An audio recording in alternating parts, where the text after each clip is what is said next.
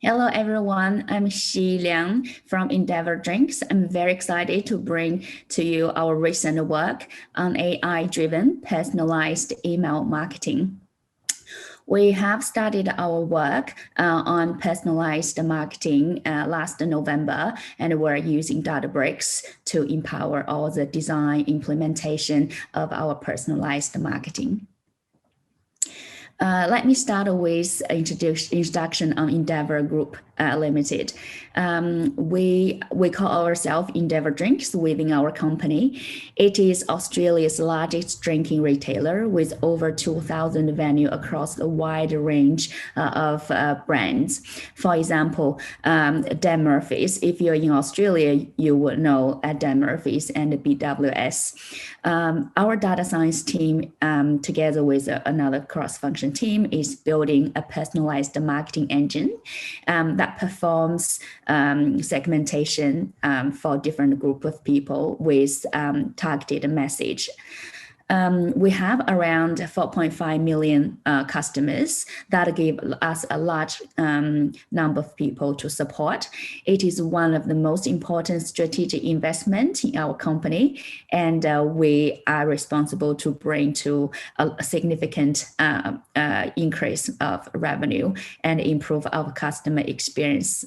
So in this session, we will talk about how we leverage our customized personalization engine to build email marketing that target the right customer at the right time with the right product with the right email. So in our work, we use cutting-edge reinforcement learning to build our engine. I will show you in more detail next. Today, I will talk about 4 things: what problem we are solving, and how do we use AI to drive personalized marketing, what's our solution look like, and what challenges and how we solved them, so you could learn from our mistakes that made along the way, and then you have a more smooth way. Now, let's start from the first one. What are the problems we're solving? Effectively, personalized marketing, we are solving 4 major problems. One is, what is the theme of the email, whether it is about recommending a new product or a product you have not purchased before, have purchased before, or a new catalog, a new promotion. This is the first question. And the second is, what product should be in the email? For different email, this is about a relevancy email, for example, maybe this is a product you want to buy it again, then we'll have a different mechanism to find out what other products should be there. So that's the second question. Then another one is, whom should send the email to? So those email obviously are customized. So we have to determine who should receive what email. And the other one is when to send the email. So customer have a different preference in terms of when they open the email or click the product. So we have to figure out when to send the email. Let's start the problem one by one. The first one is, what product should we show to whom? The first one, this one is relatively easy. The way we solve it is to build a XGBoost model to rank the likelihood of people purchase a product. We look at their past history, we look at demographics. Those are the main source of information we have. We do look at other information, for example, the marketing engagement, whether the product is on sale or any other promotion that is about to happen next few weeks. So this is the first thing we do. This is also a product that we build at the very beginning as one of the business as usual campaign. Before we get into personalization, we have this model to help us to target the customer on the product that they have not have purchased before. Then the next one is, if we want to introduce a product that a customer have not purchased before, this becomes much harder, because if you introduce a new product, especially liquor, it can be a little bit hard to make a decision, oh, do I like the flavor or not? especially for beer, people tend to stick with the same beer, where for spirits or wine, they are more open to new options.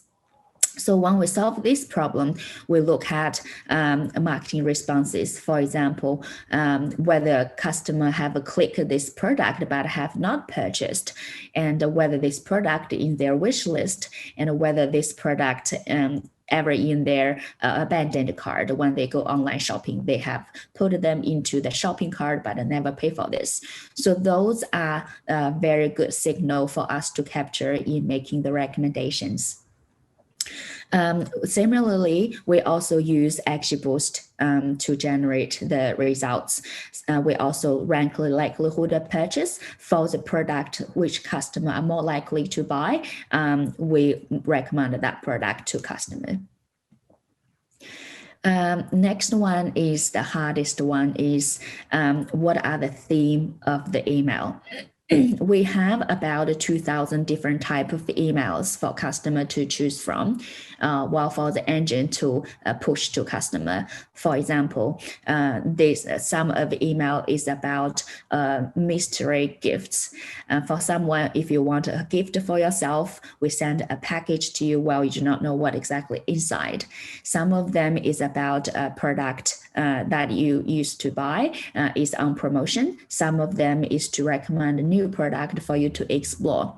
This is the hardest problem we need to solve. We are using a multi-armed bandit algorithm to solve that.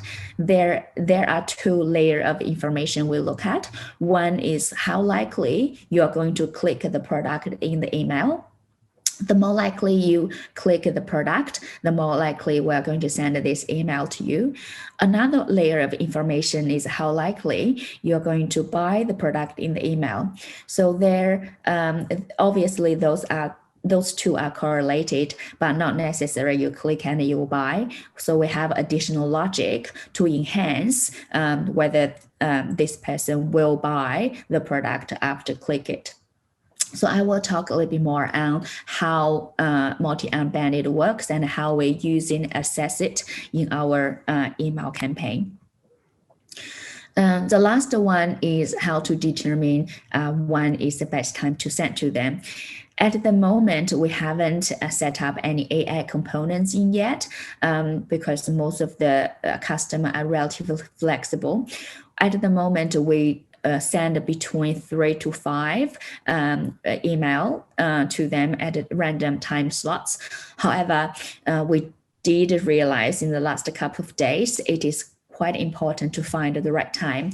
So as next step, we will work out what is the optimal frequency and the right time slot to send to them, so it does not annoy our customer to lead to unsubscribe. We would love to give them a pleasant experience of shopping. At the same time, do not overwhelm with more information than necessary. So in our personalization engine, there are primarily 3 major components that I'm introducing today. Actually, in our engine, we have probably around 20 different modules to make business decisions, but those 3 are the most important one for our engine to make decisions. The first one is Action Incubator. What it does is it generates all different email content, what are the message, copy, and image. All those are done through Airtable. For example, we have a marketing team. They use Airtable to produce all those email content. What are the theme? What are the motion of the email? For example, whether this email is funny. It is about when it is some kind of gift occasion. The message might sound very funny, very pleasant. If it is a Mother's Day, there's full of love. So those are different variations of the email content and the copy and image we usually show. That's probably one of the most important elements of the whole engine. So the engine can be smart, can try to find the right content, but if we do not have the right content to start with, the engine simply does not work. Then let's look at the personalization engine, the key component of the brain. So there, obviously, it will determine all the time, products, and which emails to send. I will go to a little bit detail here. It's a very sophisticated business logic. After that, we have a dedicated section for one-to-one channel. Basically, it is connected to our email channel to send to the right output. There are several examples about Christmas contents. For different people, they say different contents and they have very different message as well. For example, if it tastes great, why change it? So this is about to talk about a product people have purchased before. Then this message is about have a different variation. Instead of always saying, why don't you buy it again? It just say, if it changed, it tastes great, why change it? So for different people, we have a variety of message to tailor their preference of their way of taking informations. And if you look at the right one, drinks discovery simplified. For this customer, he has not drank this liquor before, but we think they'll be interesting. So this will be a different variation of the message they are receiving. So this page, it shows what a customer previously cannot see, but can see now. This example, we have a premium whiskey lover. On the left, this is what this customer seen before. Previously, it only received member statements. This customer named Lisa, and then the product she received is all generic list at a segment level. Segment level means what are product type, for example, is beer or it is wine. So it does not really have any personal touch there. And we also just look at their past purchase history as well, because this is only recommend something we think they are relevant with a very rough business logic. After we have enabled personalization, this is what the customer is saying.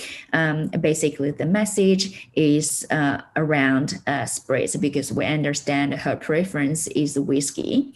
At the same time, the product we recommend fit her usual pattern as well. She is now receiving a whiskey product at a price tag of $350. That's what she used to have in the past. And we look at different products. SKU means the product. We consider the price. We look at the region where she usually shopping, and then the feature of the product as well. And this is some email or action. We call it action as email. This as email that just does not exist before we have our personalization. So after we have personalization, the customer receive much more relevant product and information for them. So this is a big comparison between the business as usual on the left and the personalization on the right. Now, that's on the high level to have a good understanding of our products. Now, let's get into some technical details. This is multi-armed bandit problem that we're solving. Basically, we try to see out of all those email templates, which are the email we should send. So if we think about this problem, it takes some time to find out what email it works. Basically, we have 2,000 different email. How do we know which one we should send? And how long do we have to try different email to learn enough about the customer's preference? So this is a multi-armed bandit problem. If I put it where it come from, basically this is, if you think this problem have different slot machine, and you want to understand which machine will give you most amount of money. And then you spend probably 1 hour just to play different machines. Then you figure out, okay, the first machine have a current success rate of 70%, and the second one have 30%, 50%.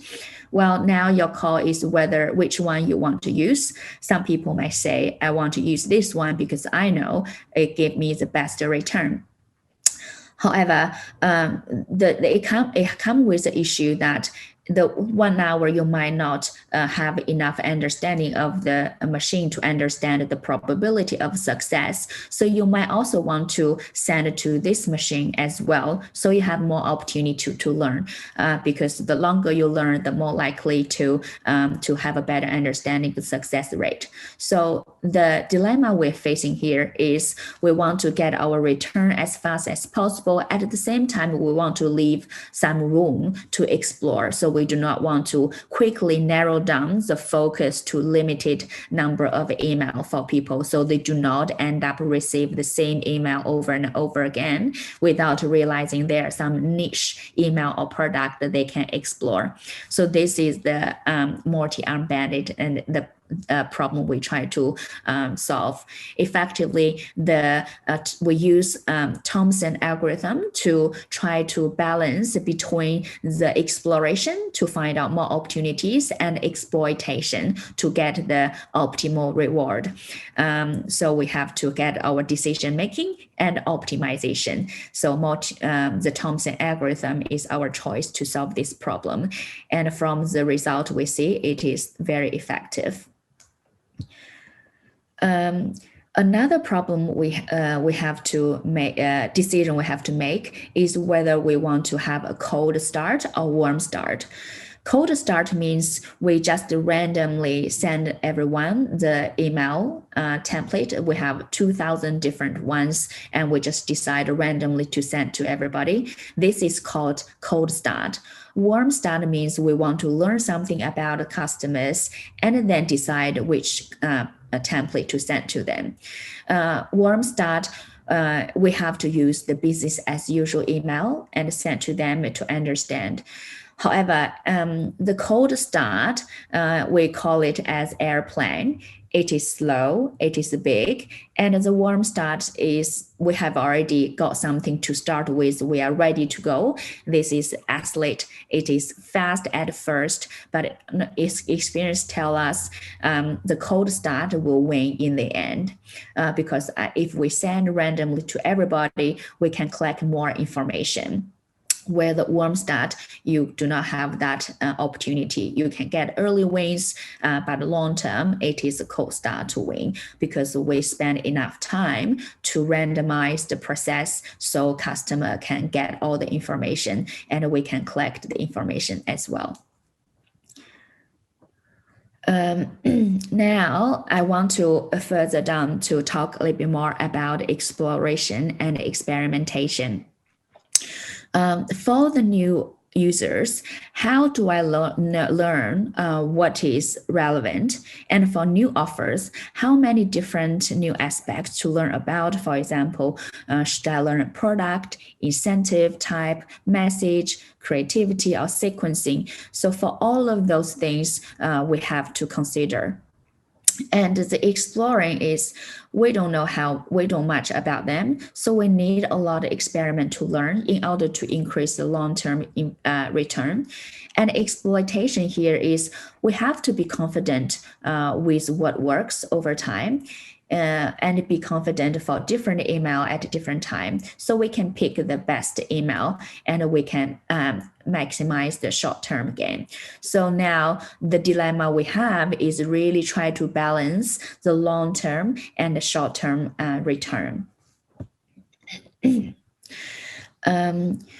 So for us, it is very, very hard to balance between the exploration and exploitation.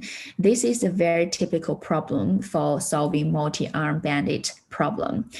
I believe in the current academia, there's no easy way that can successfully measure the optimal balance between the two because of the different business problem settings. So there's no rule of thumb. We spend quite a lot of time to come up with the right metrics to monitor and assess and finalize what is the right balance between them. In the chart, what you will see the video is three things. One is relevance emails. Basically, this is to send email message on product that they have purchased before, which are usually very effective email because people tend to click email that they have seen before, especially the product. And the red bubble is the discovery email. The size shows how likely people are going to buy it and how many we send to customers. So the discovery obviously is fewer customer click it because that's something new. And we also have some generic email as well. For example, there's no preference about it's new or old product. So this is about a generic. And in this chart, what we show is we try to measure what's the send boost by having different balance. And then on the y-axis, what's the experiment cost? Basically, we try to minimize the cost and then boost the send. Let me click so you can observe the pattern.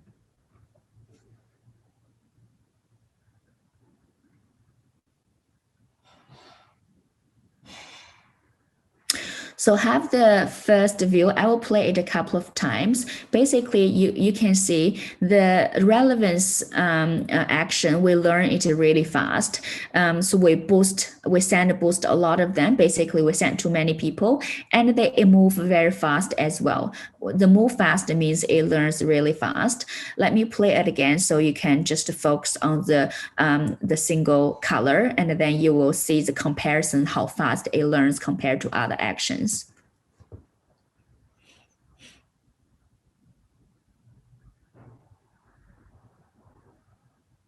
So as you can see, it learns faster. Another one I want to hopefully to get your attention next round to play it again is to see the variation at a different stage. When I generated those charts, we are at the stage of introducing many different email templates. So we are still bringing a lot of new emails. So we always have to consider, we have to make sure when we have new emails, it does not change the learning or knowledge from the old email. So you will see a little bit changes. So this helps us to make sure we have a good understanding how the new email impact the current pattern. So this round, I hope you can have a look at the turbulence, but at the same time, we have to make sure they are at the level of the balance that we're comfortable with.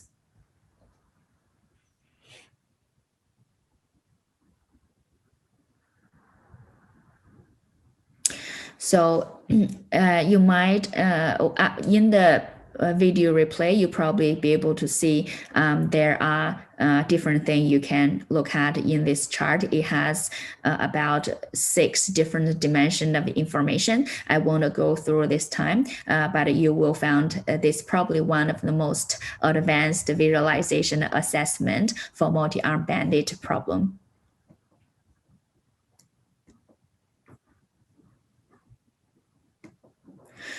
Now, the last page shows we have a very good way to use automated method to make a decision.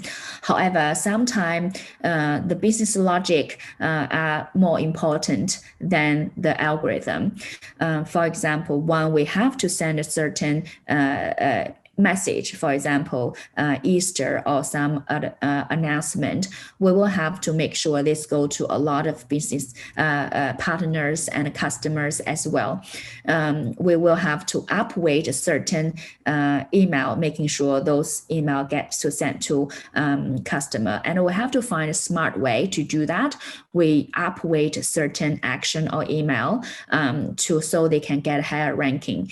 And this is one way we do that. For example, example, if that one email is about beer in black, then this chart just show what are the upweight we should apply and what are the corresponding additional emails sent to receive. Then our email marketing team can find out if the marketing team decide we need to send additional 250K to customer, then he can find out, okay, the corresponding upweight is about this level. So he can tell the engine and he needs to upweight this template or the email action to this weight. So this is one example only to bring additional business logic to our algorithm. There are many more, but for the time limitation, I show one of them here. So there are other business problems that we are facing, but we have to solve one by one. I just listed several of them that is very important for us to do. For example, are we sending too many emails that cause unsubscription? The unsubscription obviously hurt business outcome, and also it does not bring good customer experience as well. So the way we do that is try to test out a different frequency, how many emails is at the comfortable level, so we can optimize for that cohort of people. Then if certain emails are very successful, the machine tend to send the same email over and over again, or different variation of a similar email. In this case, we learn, the model learns it is very effective, but it can be very annoying if customers are getting similar email over and over again. So we have to implement some anti-repetition rule, so it will limit the time people see the similar emails. Obviously, the engine, if you give engine to learn long enough, it will find out it cannot do that, but it's just not fast enough. So we have to implement some anti-repetition business rule. And also, how do we consider the customer journey? Now, what I show there is only consider at a certain time point what are the email. However, it is the journey that customer with us. We have to make sure the whole journey is pleasant, not only at a certain time point.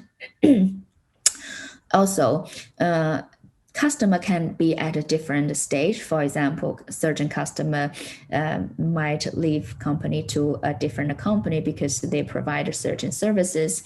Then we have to make sure we have very different business target for those customers. For example, the focus is not sales anymore, it is about retention.